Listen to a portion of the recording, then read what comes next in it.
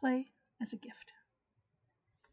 Each week for the last 6 months, I've included a variation on our mission statement as part of the intro, and it usually goes something like, Hi, this is Sanctuary of Play, a virtual church with a joyful mission that play is a sacred gift and an innate part of our natures, which should be celebrated. We feel play is a basic need, like community. And like community, play is good for us, has a purpose, and can be expressed in many ways. We're going to talk about play and encourage play in our lives. That's the part of the mission statement that I tend to use every week. And when I use that, I mean the bigger conversation about play.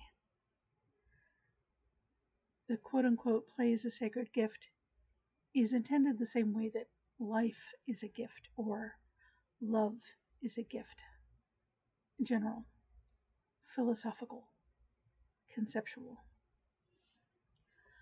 But like many as above, so below things, what works on the macrocosm is also useful on the microcosm. Play, playing, and the artifacts and processes of play make fantastic gifts. Let me explain through a few examples. There was a moment in my life that wasn't tragic or horrible, but it was slowly grinding drudgery that was smothering my joy and spirit. To help, a friend gave me Cirque du Soleil tickets for the show that was passing through town. It can seem a little wasteful or not a great bargain to spend what could have been spent on so many movies or so many groceries or so many taxis, etc., worth of ease and comfort on a single show. But my friend was wiser than I was. It was an event.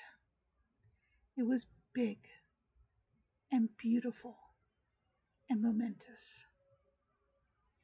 It broke up the slog, and it kept breaking up the slog every time I remembered a part of the show afterwards. It happened to be a very beautiful show that suited me well, but I think any kind of narrative pageantry that is an event would have worked. It still lifts my spirits to remember. Years later, I returned the favor when their life was falling apart, and their favorite band, known for having concert-specific album and song reveals, came through. My friend didn't go to Cirque du Soleil with me. I didn't go to Dead Can Dance with them. I wanted them to be able to take whoever would bring them the most immediate and long-term joy with them. They took their best friend of their life, which I think is a great choice. And I think that's an important part of gifting. It should be about and center the person being gifted. Neither of us bragged about the events. Both of us stepped back to give the gift space, because that's who we are. By contrast, when I gifted a similar thing, a big pageantry dance and music song show, to my partner, I really needed to check in to ask who they wanted to be there. Because their people are some of the most important parts of my partner's life. I might want to go alone to something like that and be totally immersed. My partner is going to want to have someone intimate to turn to and share the moment. That's them. Gifting play doesn't have to be tickets or dramatic. Some of my first memories of my brother, who's a generation older than I am, is him absolutely destroying me at backgammon as a small child. It's I was young enough, I don't remember how old I was, and he kept sending me back to the bar over and over and over again, mercilessly. It's okay. Let's see. He was in his 20s. He had to have been a newlywed and quite possibly a new father. But he gave me time I wouldn't realize for decades was hard to carve out. He also gave me the family culture of direct and brutal board game play, which is a little bit of a mixed gift. He respected me, but then also I've had friends refuse to play with me because I'm so cutthroat, which I'm glad they mentioned because I can shift gears. I cannot play that way.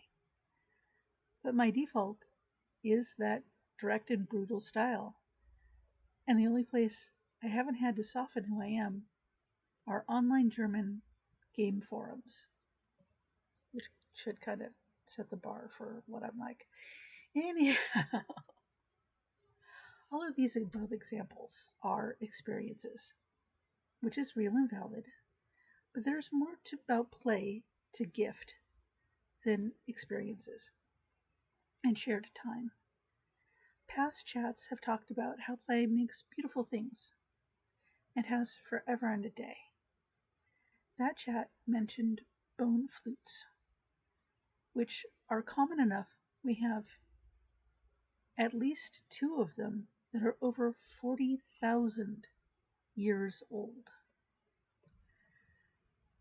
In the now, I've handmade game pieces or customized gaming sets. I was gifted a cornet at a garage sale because I could play it immediately without instruction, which led to learning that a great great uncle was a brass instrument music teacher. I never knew, no one talks about him. I think having French as an extra language as a toddler and small child helped with the embouchure more than any heritage. But I don't know enough to say either way. Friends inherited mahjong cabinets, older than the country I'm living in, as part of gifts of a will, which were gorgeous. I've been enjoying seeing all the football jerseys people have been giving each other the last 3 weeks. The gift of play can be very physical and literal. But I think the gift of play that I appreciate the most, as much as I love remembering the experiences like the shows, as much as I treasure items like my cornet horn, is when I was gifted playful ideas. One type of experienced ideas that are very important to my partnership are memes and short form videos. Every platform that we've shared has ended up with a meme and video channel or folder. And not just in my partnership.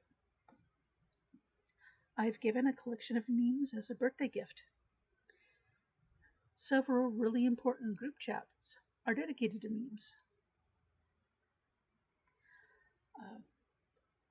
And online parasocial relationships, such as Unasanas when it was going on. These kind of parasocial items aren't events like the in-person shows I was talking about earlier. They're fleeting ideas, and half the time, such as Unasanas, if we go back to look at an old link, it is gone. To me, memes and videos feel more idea than event. Totally separately, in past chats, I've mentioned a workplace that not only allowed playfulness, but it elevated and treasured playfulness. Playfulness was a virtue there. There was a motto of, if you aren't having fun, you aren't doing it right. And once you learn to let go of any self recrimination or shame about not having forced fun, it was life changing to be given permission and space to change the way I did things until it was also fun. I was given the gift of autonomy and the goal of joy in a workplace. It was a lovely gift. I'm sure there are a million other ways to gift play, and I'd love to talk about that more in the future. But for now, play is a gift. It is good for us. I feel it should be celebrated. And if I've reminded you of this at all today, I feel lucky. Thank you for joining me today. Have a great week, and I'll see you next Sunday.